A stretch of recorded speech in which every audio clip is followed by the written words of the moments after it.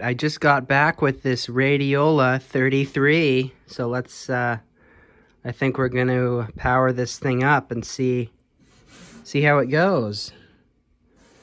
This is kind of one of the cool models, I think. It's got the nice Art Deco here. Unfortunately made of pot metal, so this lid is warped and the edge is broken because, you know, pot metal, right? I don't know why they had to use pot metal on the Radiola 44 and 33. Really stupid. They should have used, I don't know, anything else. Pot metal is just brittle and it will warp and crack and all, right? So this thing is never going to be really a display piece, or it's never going to look really perfect because of all this missing here, but I think I can make it look decent eventually. Yeah.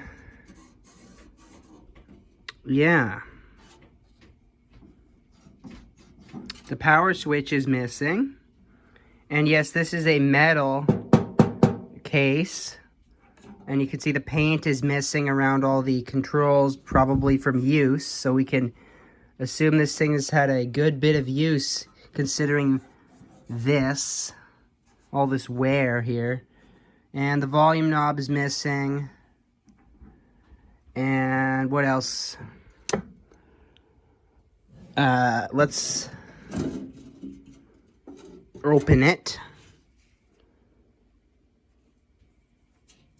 Oh yeah, look, held on by rivets. See, that one's broken there, and see, yeah, the rivets are popping out of this pot metal, because pot metal is junk.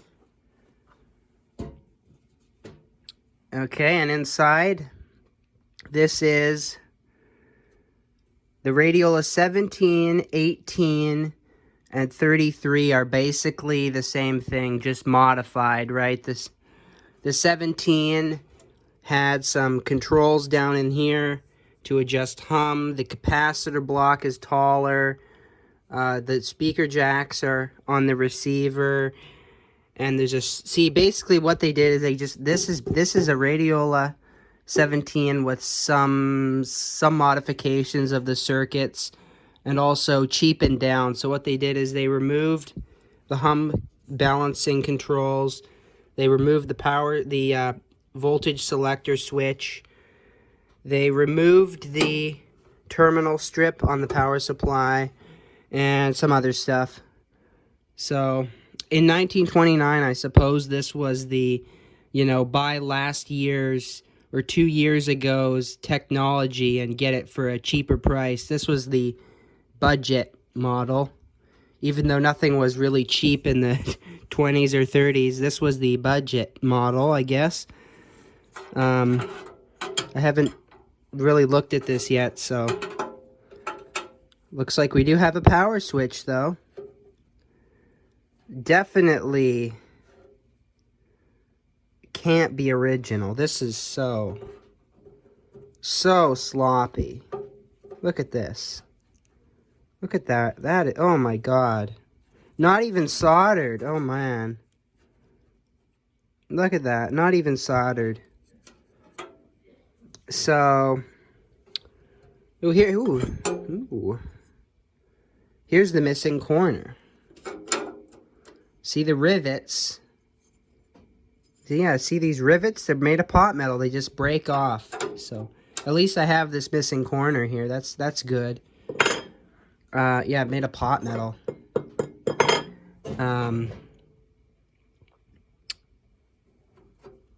Ooh.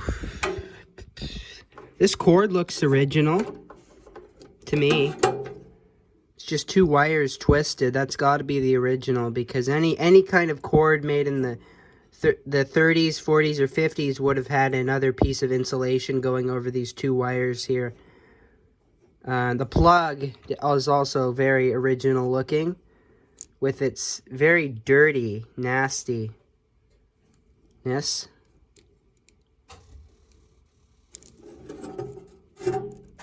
When it's crispy, you can hear it. It's crispy, but you know what? The insulation looks good on that. Looks good enough to, you know, test with. And yeah, no terminal strip. So you gotta pull both of these out as a unit, I guess. That's slightly annoying.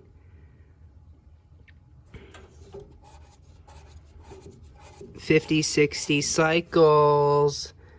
50? Really? 50 watts? That seems kind of low. I thought the other one was like 90 or something. I don't remember, but and we have tar leaked out of the transformer or the filter choke, or maybe no, that looks like leaked out of the transformer though. Yeah, that could be a bad sign, but not necessarily. I've seen that before and they still work fine. So what do we have? This is the power transformer, filter choke, capacitor box, and rectifier. It's a globe shape 80. That's nice. And then we have the audio output. It's also a globe. And then we have audio amplifier, detector, and then 3 RF stages. Looks like the dial came loose and somebody used a piece of tape to hold it down. And speaking of, the string is broken or loose. Yeah, looks like it came off the drum down there.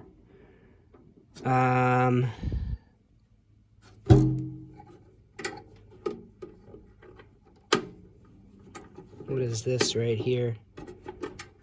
Some kind of connector. And then I guess this is here we have the antenna and ground wires. Okay. And lots of dust. But you know what? This thing looks good. It doesn't look like there's any rust on here. It's just really dirt. Yeah, look at that. That's gonna clean up nice. See, there's no rust. Well, maybe a little. Maybe just a little bit, but it's pretty nice. Okay. Light bulb is missing.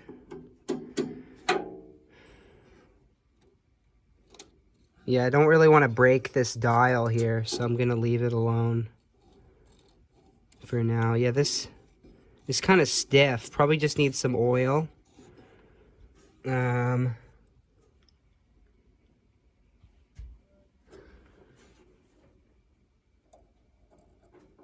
That looks, this isn't like frozen or anything, but who knows? These things are junk. They go open, these volume controls.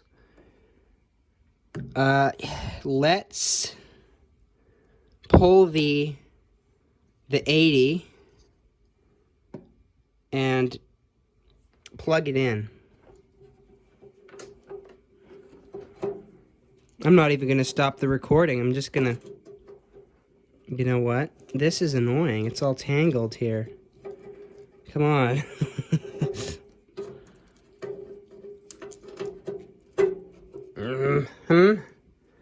Okay, so 100-watt light bulb will be our protection. Oh, wait a minute. I want to kind of make sure that this switch wires don't touch this case here, because that could be bad, to say the least.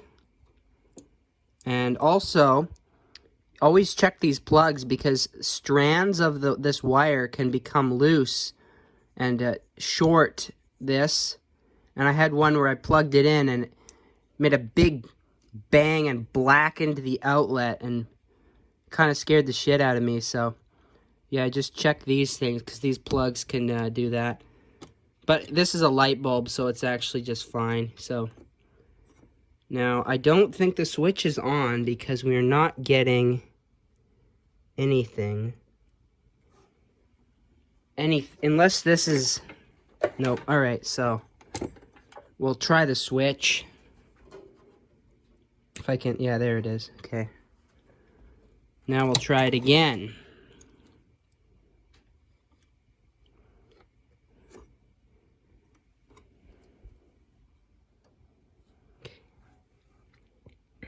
And it could always be that the switch is open or the power cord's open or something. And I think it is. I think that switch soldering looks pretty suspect, and we're not getting anything, so I'm going to check it out. Well, I can't get any continuity across the power cord, so right? I mean, the power switch isn't the problem. It could be just that there's some really dodgy soldering, but, well, I've been looking at this, and wait a minute here. Oh, this flashlight is just shit. Wait a minute. So I was looking at this, and then I noticed all that tar has leaked out of there. And that's just making me go, uh-oh, that doesn't look very good. I mean, and there's that, too. And I'm just thinking, uh-oh, has the power transformer been cremated? Like, you know, uh-oh. So, time to take it apart. I'm going to have to pull this out. And unfortunately, again, the terminal strip's gone, so I got to pull it all out as one piece. How annoying is that? But, I sure hope this isn't bad, because that would suck. Alright, here it is out. Boy, it's a pain in the ass to get this out, because you got to get it out all as one piece, and it's heavy, and it's a really tight fit getting it out of that box. But anyway, yeah, this still isn't looking so good. I mean, at least it's not rusty, at least, but who cares if the power transformer's ruined? But, you know, I'm still going to hold out hope that this could possibly be the problem, right? There's a wire here. That would be the extra tap on the transformer for 110 volts or 120 volts. They used a different socket for the output tube. It's got a different colored thingy around it. And this stuff is some thin, I guess this goes over top of the tube socket to cover those terminals.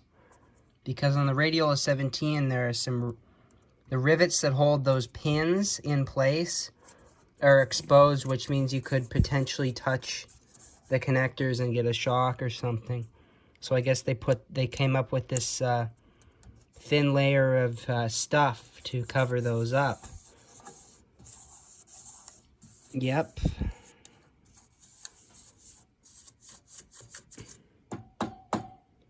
Well, I'm gonna flip it up and we'll see what's underneath. See how many more bodge jobs have been done with friction tape like this. Right, so there was a piece of nasty asbestos here, so I wet it down with some water. Oh, come on. I wet it down and got that crap out of there. This really isn't looking good. I mean, when you pull the chassis and stuff like this starts falling out, and you see stuff like this, that is not a good sign. I mean, a little bit of tar leaking out, just a little bit would be fine, like if you see a couple like this, but all of this leaking out of the power transformer is really bad. I mean, I'm not holding out much hope at this point that it's gonna be fixable. But we will try. I'm gonna look at this more. I'm gonna take the tape off these wires here and measure the primary a couple times. Oh my God. I think a miracle just happened. So this is one side of the power cord. Power cord comes in. This wire goes to the transformer. And now these two wires here, one of these is 120 volt tap and one is 110. I think the one that is currently in use is the 120 because that's how it came from the factory, although I don't know. And so basically this wire and this wire is the primary. Well, this is just an extra tap. So basically, if we get continuity between here and here, or here and here, it means good things. So yeah. So we're getting continuity between on the primary. So that's good. That's very good, because I couldn't get any continuity at all. So it must be the power cord is open, because the switch is good. So I'm gonna figure this out. But is that really a surprise, though? I should have known. The moment I see things like this, not even soldered, just wires twisted, that's a bad connection, right? Like, this may work for a while, but after like 50, 60, 70 years, it's going to get all dirty and corroded, and that's probably exactly what happened. So, yeah. I'll put a new power cord on it. Actually, I'm gonna measure the power cord first, see if it's actually open. But well, I still haven't. Once I get this power cord on, I'm gonna measure for the. Here's what happens most likely with failures on any old radio from the 20s, 30s, 40s, any AC powered radio. The most common failure is in the B+ circuit, not the filament circuit. The filament circuit just heats all the tubes, and it's low voltage, and really, it just heats the tubes. But the B+ circuit has all the capacitors, resistors. The B+ circuit is what actually makes the radio work. The filament circuit is just purely to heat the tubes up so they can conduct. So what most likely, if all the windings on the transformer are good, I'm going to be very confused here. But what most likely, when I see all this tar, I assume there has to be a bad winding on the power transformer somewhere. Either that, or this radio was played so much that just over all the years of use this happened. But I'm not really sure. But I would suspect if there's a failure has happened, a really bad failure that has burned out one of the windings, it will be the high voltage winding, because, well, that has all the parts in it, really. But the interesting thing is that I tested all the tubes on a tube tester, and guess what? They all test good. Well, not perfect, but they all test good. So I don't really know, but I'll shut up now, and I'll grab that power cord, and we will hook this up for a test. Well, when you plug a power transformer in, and there's no load on it, and you get this, that means bad things. So, there's no load on this. There are no tubes, no dial-light, no rectifier, no nothing. It's just the primary of the transformer. And no, I did not hook it up wrong. I double-checked that. So, it looks like a shorted primary winding. Which would make sense, right? That's why we're getting continuity, but we're getting this because probably some of the turns, the windings on the primary are shorted and caused it to draw too much current and overheated and melted the tar out. So it could still work like this. The radio might still work, but not for long. Especially if I was to run this on 110 volts, because this is with a light bulb, so this is probably only at like 50 volts right now. If I was to run this on 110, it would burn that thing out fast, which is probably what happened. Is the primary winding shorted, and then the owner of the radio said, "Oh wait, it smells like burning," and then they retired it because the tar was melting. and that stuff stinks. That's my guess of what happened. How the primary winding shorts, I don't know, but you know what? Any part can fail, is what they say. So, you know, I would always expect the secondary to fail, but you know what? Whatever. You know what, though? We can't really go wrong because this power transformer is going to have to be replaced anyway. So, I think I'm going to do some checks. I'm going to measure the filter choke, the capacitors, and if the power supply checks out, I'm going to power this thing up. Even with the bad power transformer, this radio should still work. It won't work very well. The voltages will be low, but it should still do something. So I'm going to measure the secondary windings and the capacitors and the filter chokes, and if those check out, we will try and power this up. Alright, for this test I'm not using the Globe Type 80 because I don't want that thing to get blown up. That would be rather stupid. So I have a regular Type 80. I got all the tubes in. I got the speaker hooked up. This is a homemade speaker. These radios need a high impedance speaker, and to get this, I just used an output transformer from a junk chassis and a regular 3 ohm speaker from the 50s. And this works well on every other radio I've used it on. And it sounds better than an original speaker would. That's about it, really. And I got this meter to measure B+. Actually, this is measuring the plate voltage on this audio output tube just because that was the easiest spot to connect the meter. So I guess we will plug it in now. And I also put a 150 watt bulb instead of the 100, so that might give us a bit higher voltages. And yeah, it's nice and bright because the primary winding is shorted, but we'll see if we get anything at all out of this. I mean, the bulbs aren't even lighting, so voltages must be pretty low.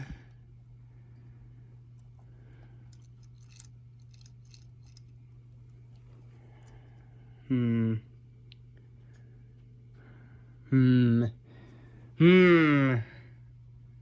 voltages must just be too low to really light anything up. I'll give it a minute. Maybe it'll do something. Well, it's not doing anything. So, I mean, I'm getting the slightest hum out of the speaker, but the B+ is only 38 volts, and that is way too low, obviously. And the tubes aren't even lighting up. Like, look at that. That is the 27. That should be, like, much brighter. And in fact, the 26s and the 71, you can't even see it. So I suppose my only real option, since I can't find like a 1,000-watt light bulb or anything, is to just completely bypass the light bulb. Yeah, I mean, I suppose this is going to start to heat up rather fast once I do that, and I mean, I'm not going to run this for long. This is really just a test, but I suspect that this will start to get hot pretty fast once I bypass the light bulb.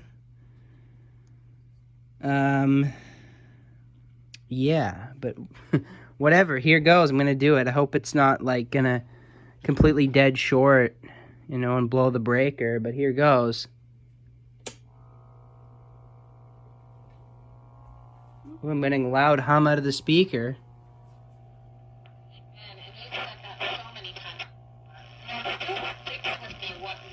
You hear that?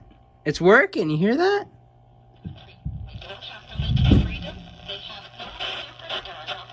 Let me get an antenna. I'm gonna get an antenna on this, then we'll test it out. You know what? I'm gonna do this. So that while I get that all set up, I'm not gonna have this thing running. Alrighty, so there are two problems. There's a very loud hum coming from the speaker. That is most likely filter capacitor or one of the center tapped resistors. In this, under here, there are 3 center tapped resistors, and those are to balance the hum on all the tubes. And if one of those is bad, that would definitely cause a loud hum, or it could be one of these. But the main problem is this, because it's been running for literally 5 minutes. Literally 5, and I can smell it. It stinks.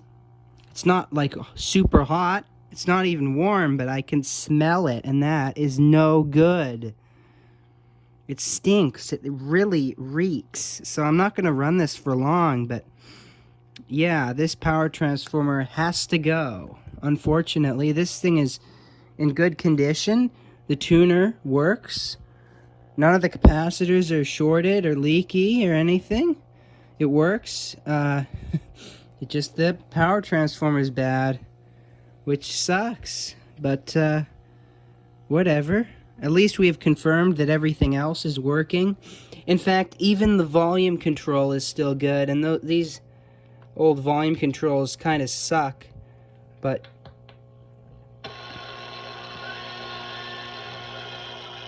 even that works.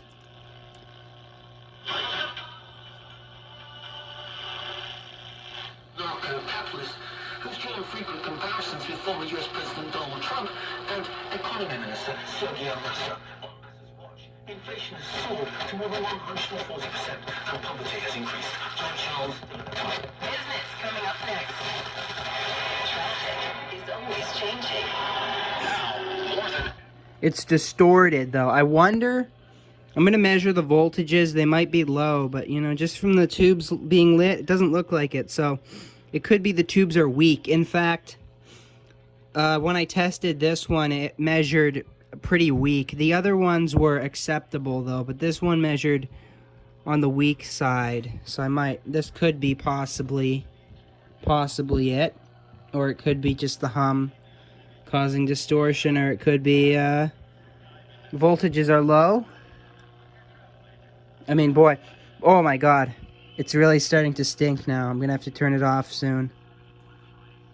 Yeah, boy, does it stink. I'm gonna have to open the window.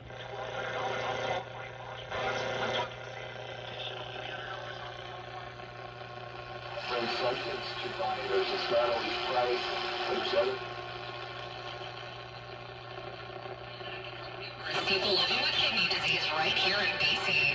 These donations are instrumental in providing them with programs and invaluable support. When you give your card to the Kidney Card program, we'll make out for free every Alright. cycle. Alright, so maybe about after 8 minutes, it stinks, and it is pretty warm on this one side here. The top isn't bad, but right here it's pretty warm, which means inside it must be pretty hot. And it stinks. So, yeah. One final thing I want to do is measure how much current it's drawing. So I'm going to get this meter out here and measure that just for entertainment purposes. Yeah. Whatever. Oh, yeah, and the tuner was kind of stiff. I just put a couple drops of oil, and it now turns really nice. So, the tuner chassis is perfect. It works perfect, really. I mean, the power supply has all the problems. All 2 of them, that is, which is the resistor, or whatever's causing the hum, and the power transformer being bad. Alright, so I got the amp meter, and I haven't bypassed the light bulb. It's already drawing I don't know how much that is. I'm not used to analog meters. Anyway. Ooh, baby. Around an amp. That should not be that high. Well, I don't know actually, but I could measure it on a similar radio, and I don't think it would be that high, because it was lighting the light bulb up halfway without anything connected. So I would expect this to be around 0.8 amps, or not 1 amp though. That seems kind of high. And obviously it's just a dumb experiment. We already know that it is getting hot and smelling nasty, and that the primary is shorted.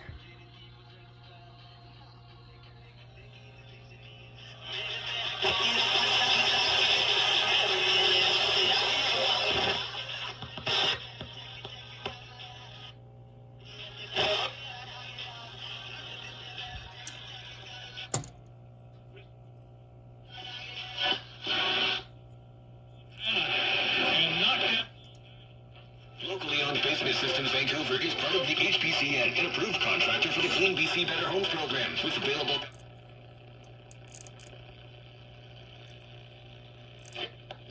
Lego Classic Creative Color Set. Now only on your radio. on your television.